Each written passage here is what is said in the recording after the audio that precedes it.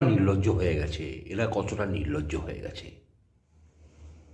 একটা মিষ্টি মেয়ে, লগ্নজিতা, মিষ্টি তার কণ্ঠস্বর, মিষ্টি তার গান, একটা অন্য ধরনের মিষ্টতা আছে তার গানে, আমার খুব ভালো লাগে। এখন এই শব্দগুলোতে শুনছি সে নাকি বামপন্থী মানসিকতার, হোক বা বামপন্থী মানসিকতার হোক, তাতে কি এসে যায়? তারপরে তার শিল্পী সত্তাটাকে তো অস্বীকার করা যাবে না। যেমন কবির সুমন, এটা ছ্যাঁচা মানুষ হয়ে গেছে এখন, সবাই ছ্যাঁচা করে, কিন্তু তার সঙ্গীত শিল্পী সত্তাটা, সেটাকে অস্বীকার করা যাবে না। তার কলম, তার সুর, তার গায়কী অস্বীকার করা যাবে না। এই লগ্নজিতাকে যে পরিস্থিতির মুখে পড়তে হলো, তার জন্য কি আমাদের সুশীল সমাজ, আমাদের শিল্পী,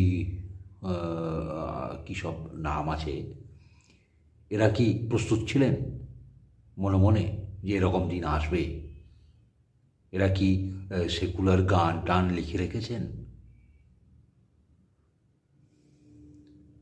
গান সেকুলার, আমরা তো টিভিতে প্রোগ্রামে, তারপর পাড়ার জলসায়, আমাদের কালী পুজোর ফাংশানে আমরা তো শুনি আয়কে যাবি রে মদিনা নগরে। আমাদের তো কখনো মনে হয় না যে এটা এটা মুসলিমদের গান, আমরা শুনবো না, এসব বন্ধ করো। আমাদের তো কেউ গিয়ে পুজোর প্যান্ডেলে মাইকে গিয়ে আপত্তি জানায় না যে এইসব গান বন্ধ করো। কেননা আমরা হিন্দু, আমরা ভিতর থেকে সেকুলার। সেকুলারিজম যেটা, সেটা আমাদেরকে কাউকে শেখাতে হয় না, আমরা রক্তে আছে আমাদের। কিন্তু লগ্নজিতার সঙ্গে যেটা হলো, সে ব্যাপারে তো আমি কাউকে সেভাবে কোনো মুখ খুলতে দেখছি না।